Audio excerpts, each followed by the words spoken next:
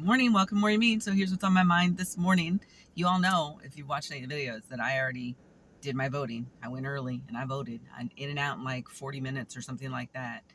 Didn't have to wait. And the majority of that time, I have to say, was me reading through the ballot, researching the things on the ballot, that sort of thing. Because yeah, you can do that while you're voting. But here's some things you can't do while you go to the polls. You cannot do any electioneering. And what I didn't realize, that covers even bumper stickers, like stickers on your cars and things that show what side you're on.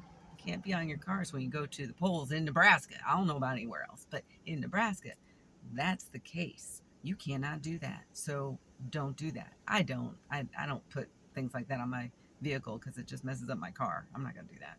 I won't do bumper stickers. But you also can't wear paraphernalia. So you can't wear a hat that indicates who you're voting for, what side you're on, or a t-shirt, or little stickers, or buttons, or any of that crap. You can't. So think about it for a minute. Why are those the rules? Why can't we do that? Right? It makes a lot of sense, right? We don't want to sway people one way or the other, but are we really? No, not really. But what we are doing when we do those sorts of things is intimidating, potentially, people.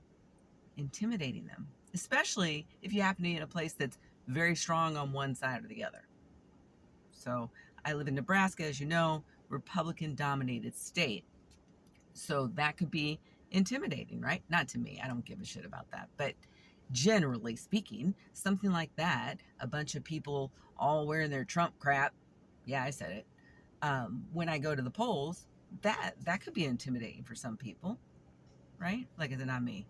I'm too old for that crap, you know. But in any case, be aware of that. What are the rules when you go to the polls? I saw a couple things that were um, unfortunate, disturbing, annoying recently, and not in Nebraska. So one woman that I was listening to was talking about her experience of living in one state, but she votes in another, and that state happens to be Georgia. And she was relaying the concern that her mail-in ballot hadn't reached her yet. Apparently, thousands of mail-in ballots, just without explanation, didn't get to people from her county in Georgia.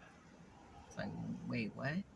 Now, I posted about this, I shared it on Facebook, but the thing is, and this is probably true in other states, so check it out. If you're running into this problem of you didn't get your ballot, your mail-in ballot, check to see what the provisional rules are. So like in Nebraska, we can do a provisional ballot.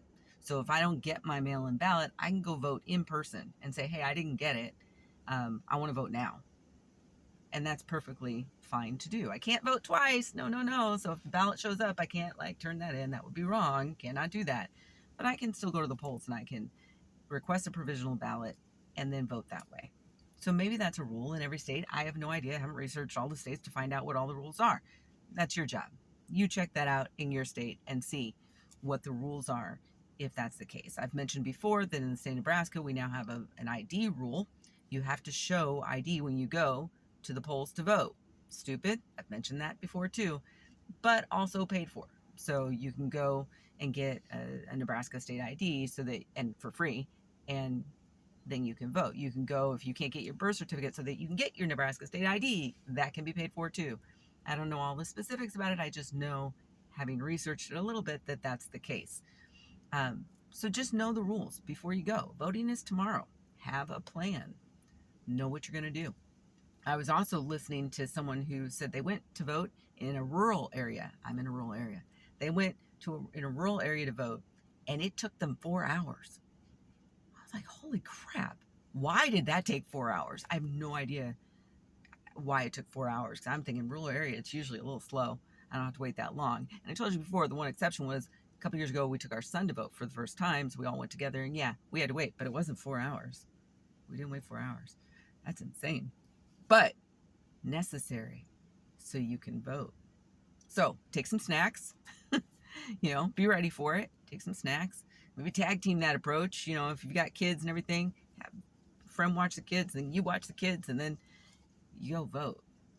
Especially the ladies out there. Go vote. Let your voice be heard. That's pretty important right about now. Because I don't know about you, but I'm not ready to go backwards. And we've already been doing that. And I'm just not. I don't want it for my daughter. I don't want it for my nieces. I don't want it for any children they may decide to have, especially girls, if they have them. So no, I already voted. And I voted the way that I thought was important for me to vote. So get out, do your civic duty. See ya.